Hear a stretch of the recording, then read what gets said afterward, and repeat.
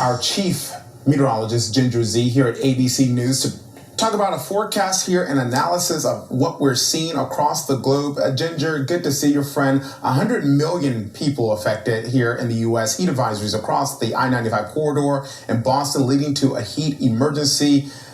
This is not normal. Well, it's great to see you too, Kenneth. Parts of this are not normal. A heat emergency in Boston at this point in the summer is actually even a little late, I would say. They've only had 2 90-degree days in Boston, separated by lots of time. So to get an official heat wave is about right, I would say. And a heat emergency is a proper way of dealing with it because it alerts people, hey, you haven't been dealing with this. Where this is not normal is Texas. We just had a piece from there, and we could be doing a piece since mid-April. This is a different type of heat. Even when I was down there recently in Houston, people were saying this summer feels different. It feels different because you're breaking records left and right, all the way through the hottest May and June on record for San Antonio and Austin and other cities as well. They are on track to beat 2011, which was the hottest summer on record. Today, the core or the nucleus of this heat is settled in over kind of Wichita Falls, Oklahoma City. Places that have not yet seen this depth of heat is like the Oklahoma to Little Rock, right through the Ozarks there, and that's who's getting into it now. So it's expanding beyond just Texas, who has been tortured. But probably even more importantly is not just those high temperatures, which we should see all-time July records, meaning in the 150 or 170 years of records, we've never seen numbers like that. We should flirt with those, if not break them, in some of those places today. That's part of what makes it not normal. The word normal is a strange one, right? For that reason. I know you're always so great at helping us distinguish what's normal and what's not. With this deadly heat, it's fueling wildfires in Europe, as you know. So what's the latest on that front?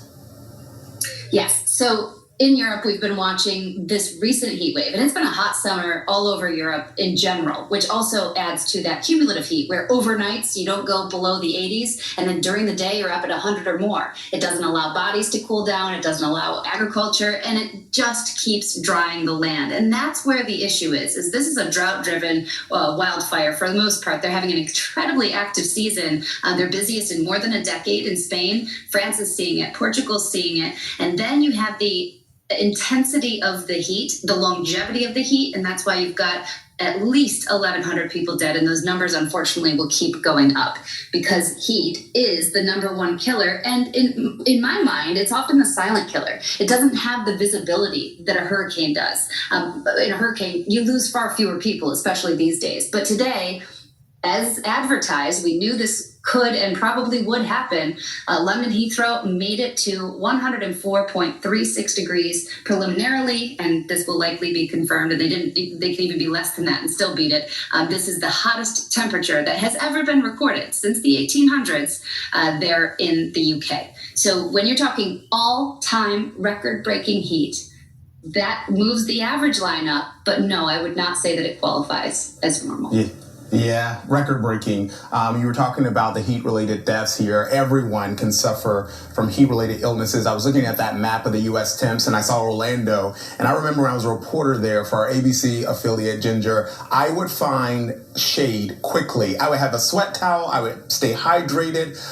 We give these reminders every year because these reminders save lives.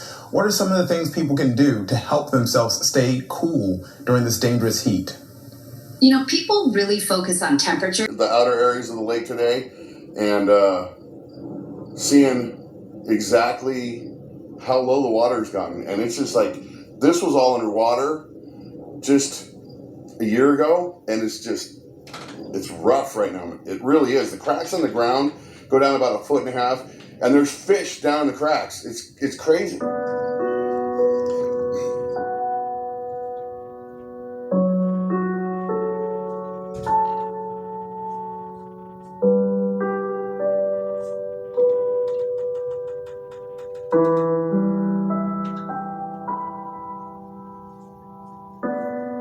You wonder how stuff like this can happen, but I was thinking, how the hell did all these fish just get trapped here and not get out of here before the water was gone?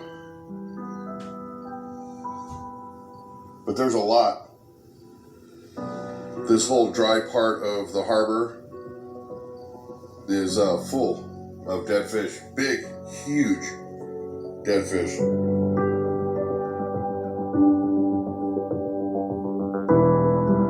So I'm figuring for all these fish to get trapped here, that this area right here had to have been cut off on the water drop. And see, there's a hill right there.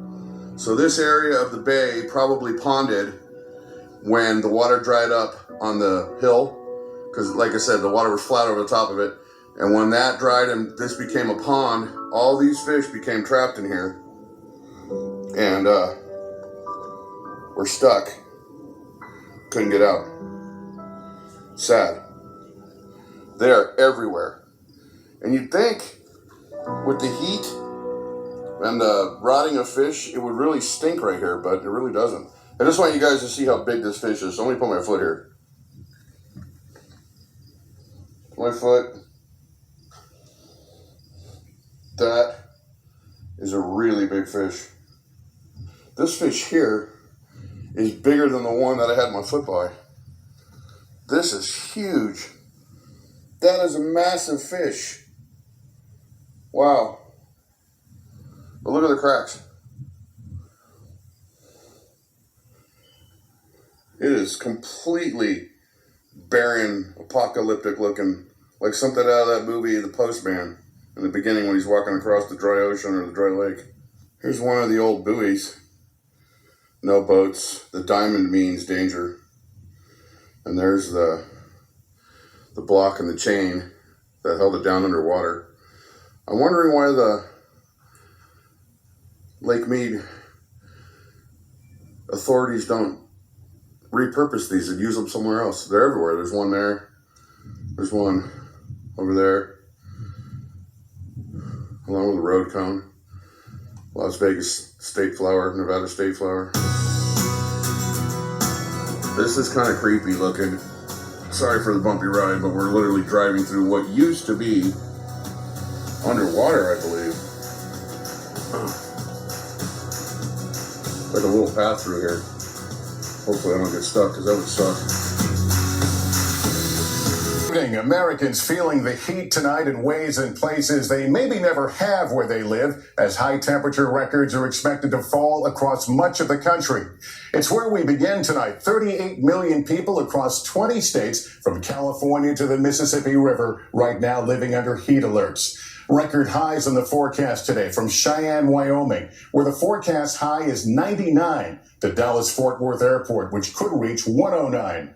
Between now and Wednesday, nearly 36 new record highs could be set. The heat wave working its way to the east tonight, leaving the most vulnerable in its path at considerable risk.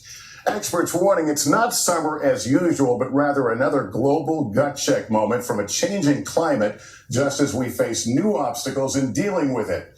We'll get to that and the forecast from our team standing by in just a moment. But let's start with Miguel Almaguer.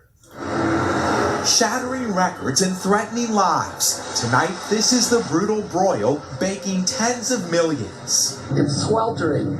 And what's the worst is there's no air moving. The blistering heat wave turning much of the nation into an oven. 141 million people experiencing temperatures above 90 degrees.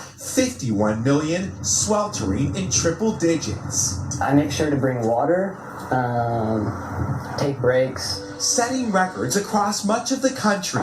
Today, heat alerts for at least 20 states from California to Mississippi. Salt Lake City tying their all-time high Sunday, 107 degrees. Memphis, Houston, and San Antonio having their hottest summers on record. Without a doubt, it is a life and death situation.